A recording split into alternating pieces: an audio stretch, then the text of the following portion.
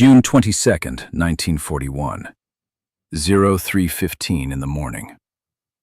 Along a 1,800-kilometer frontier, German officers whispered the same phrase, Drang nach Osten, to the east. And at that moment, the largest invasion force in human history began to move. 3.6 million soldiers, 600,000 vehicles, 3,500 tanks, 2,700 aircraft. No army Europe had ever seen was this large, this fast, this lethal. Hitler believed the moment he had waited for had finally come. The destruction of the Soviet Union, in his mind, was not just possible, it was inevitable. To Hitler, the USSR was rotten, leaderless, collapsing from within. Stalin's purges had gutted the Red Army. Soviet industry, he believed, was primitive. Barbarossa would not be a war of years. It would be a campaign of months, maybe weeks. But reality was far darker. In the first hours of the assault, Soviet defenses simply evaporated. Some units didn't even believe the attack was real. Border stations fell in minutes. Communication lines collapsed. German panzers cut through the front like a blade through cloth. One general sent Hitler a message from the front. The Red Army is collapsing on the first day. It was the sentence Hitler had been waiting for. A spark poured onto a mountain of confidence. But in the Kremlin, something very different was happening. Stalin said almost nothing for 3 days. He simply walked, listened, waited. Every report was worse than the last. But Stalin's silence was not surrender. It was the quiet before the counterstroke. German forces surged forward. Minsk fell. Smolensk fell. Kiev became one of the largest encirclements in military history. 600,000 Soviet troops captured in one operation. Hitler looked at his map and smiled. The Red Army is finished. But he didn't understand the truth. For every Soviet unit destroyed, new ones were already forming. This was not a war of numbers. It was a war of endurance.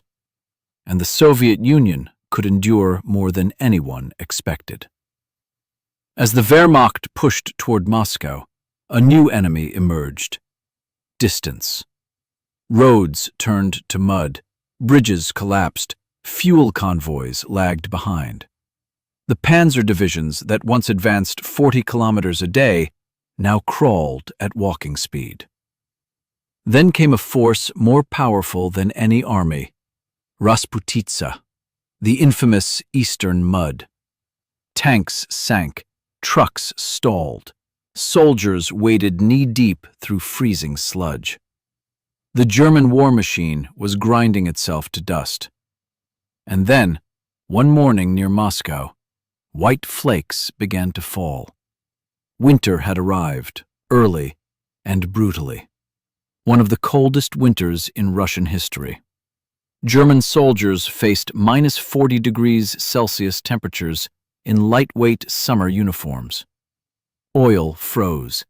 Rifle mechanisms jammed. Men collapsed from cold before bullets reached them. And out of the snow, the Soviets struck back.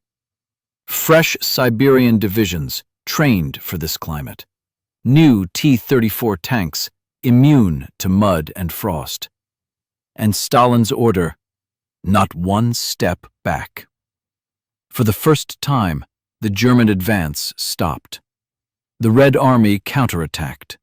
Hitler raged at his generals, rewrote plans, slammed his fists into maps. But nothing changed the fact. Barbarossa had failed. What Hitler believed would be the victory that secured the Reich became the decision that began its downfall. Germany was now locked in a two-front war against an enemy it could not crush, in a land it could not hold, under a winter it could not survive. The morning Barbarossa began. The Wehrmacht was the most powerful army on earth. By the time it broke, it carried a wound that would never heal. A wound that led straight to Berlin 4 years later.